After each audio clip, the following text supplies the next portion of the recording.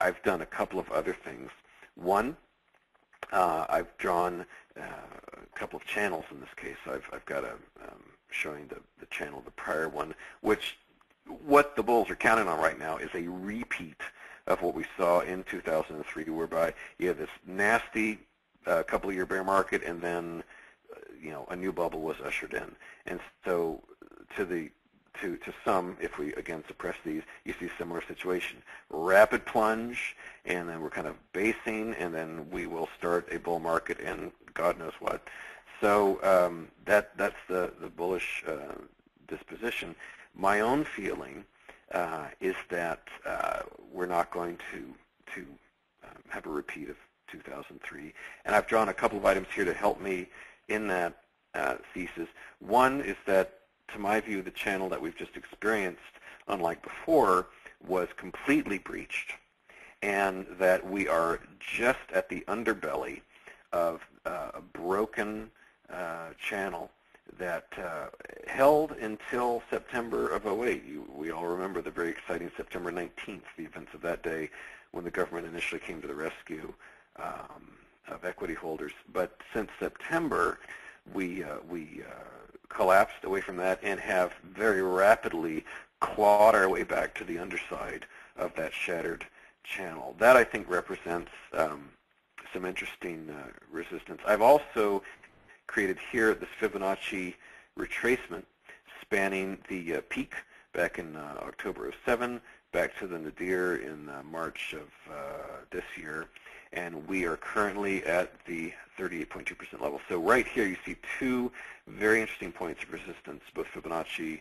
and the channel. Now, I hold out for the possibility that for whatever reason, we will ultimately, before any sort of fall begins, manage to climb up perhaps to this median and perhaps even to the top of that prior channel. So the notion of the S&P getting back to, say, 1150, something like that, 1125, I hold out for that possibility. But what I think is almost assured in my own personal trading is that we will resume the fall, and the kind of remedies that have been issued already can't be repeated. So the real question now is, well, what happens in the short term? Do we fall away from these areas? Do we plunge? Do we keep climbing? My own current thesis right now is that we will soften to some degree, maybe 75 to 100 S&P points, and then there will be some compelling reason to push for that final lunge higher. But this is something we have to take day to day. I mean, let's keep in mind that we've been dealing with a market that has stocks like this.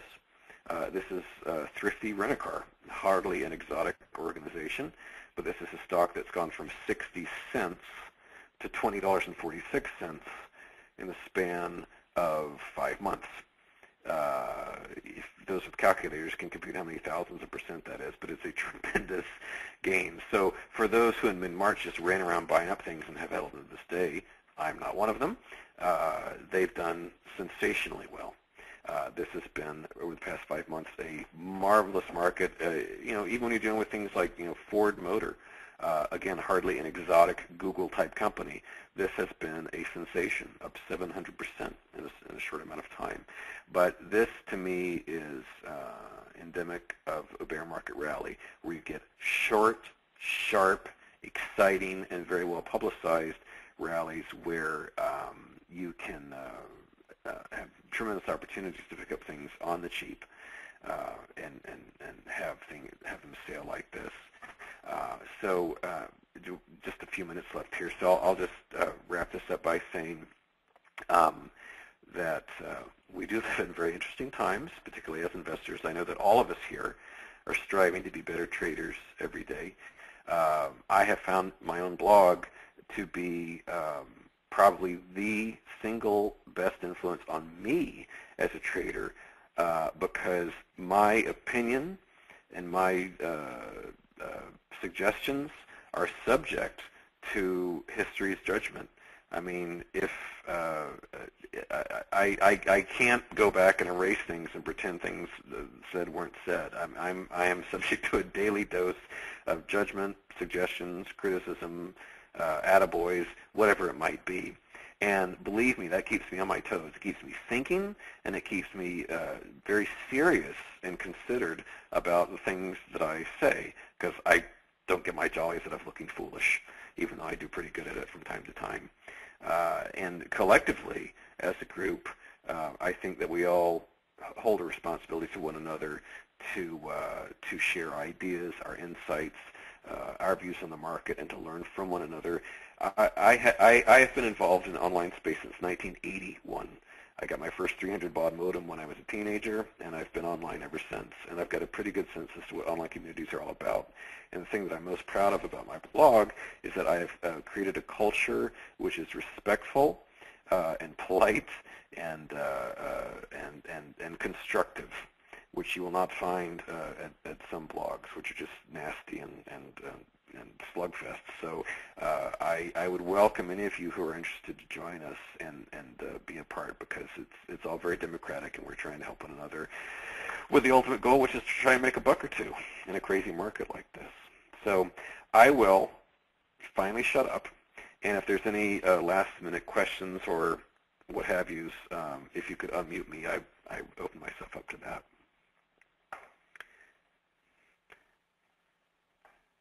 And yeah, I heard a click. Good. Yeah, Tim, we're going to read off a couple of questions online, and then we'll take any from the room. How would you draw a fib fan? Where do you start and stop? Yeah, that's it's a good question. And in my book, I talk about how I consider some stocks what I call Fibonacci friendly, and the Fibonacci retracements I find most useful: fans, a distant second, arcs, and time almost useless. So I don't tend to use those. For those times that a fan is useful, drawing it it's pretty straightforward. So let me see if I can think of a stock which I'll just, if worst comes to worst, I'll just pull up the SPX, which I know for a fact has a fan on it. In fact, what I think I'll do, instead of wasting everybody's time here, I will deliberately draw a fan that will probably be of no use at all, but I'll just illustrate the point.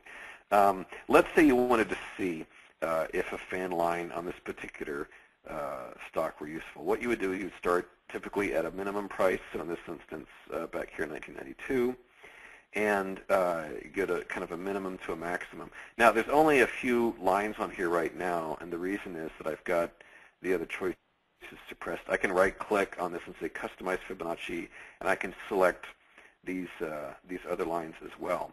Now, just eyeballing this, and let me fine-tune this just a little bit, it actually isn't that terrible. We can actually see this is kind of interesting when it comes to how these prices interact with the fan line. What's not helpful is that this is ancient history. I mean, this particular fan will not be useful to us because the prices are never going to approach those lines again.